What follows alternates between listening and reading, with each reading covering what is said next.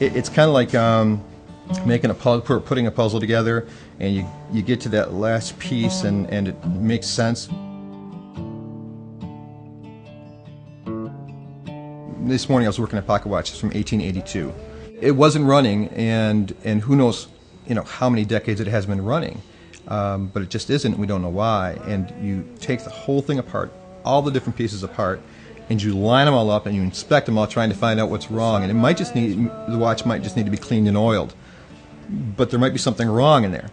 And so you clean and oil everything, and you put it all back together. Well, sometimes you spend 2.5 hours on it, you put the last piece in, it still doesn't run. If I can place it all together, make out the nature of the. And so then it's kind of like a mystery. Then you got to figure out what it is. You've cleaned it and oiled it, everything's spotless in there, still not running. And sometimes it can be something very simple. Sometimes it ends up being a part that's bad that you have to remake a part because the watch is 130 years old. There's nobody supplying parts for that. And so you take, the stem of this, and you take this and you file it and you make it so it works in that watch.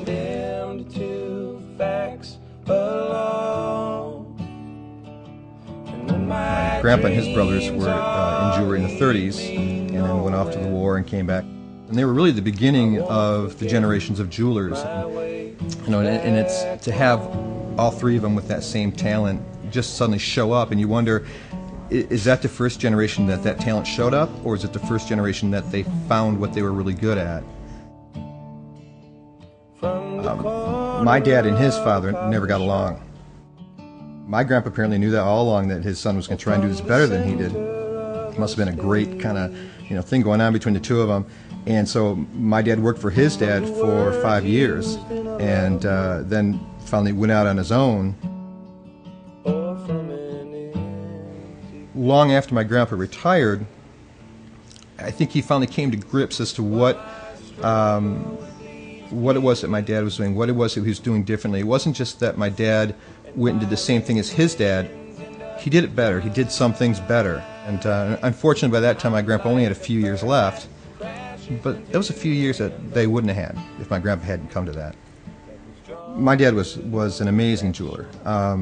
And learning under him was difficult because he would do things where he would just say, well, you do this and do this and do that.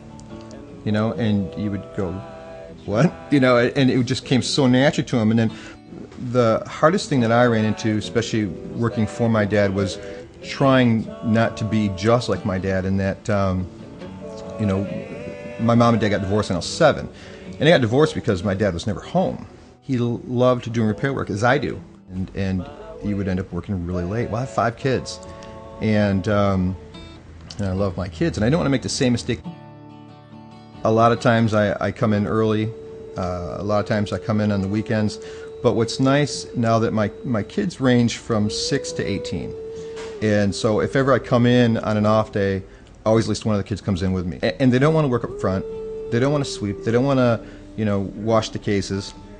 They want to sit on the bench and they want to do repair work. So that's really nice, being able to teach them to look forward to doing it. And I know that at some point in their lives, if they just want to hang a shingle and say, 4th generation Baribeau Jewelry Hospital, and just do it, they can.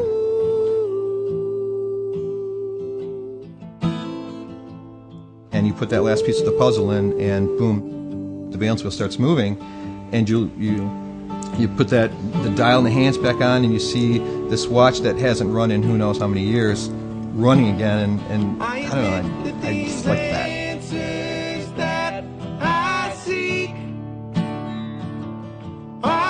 Questions I've never known,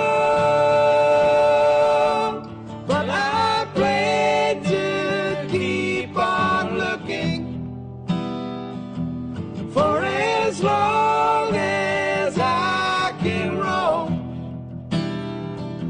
And when the wind finally fulfills me, I will not forget my way back home.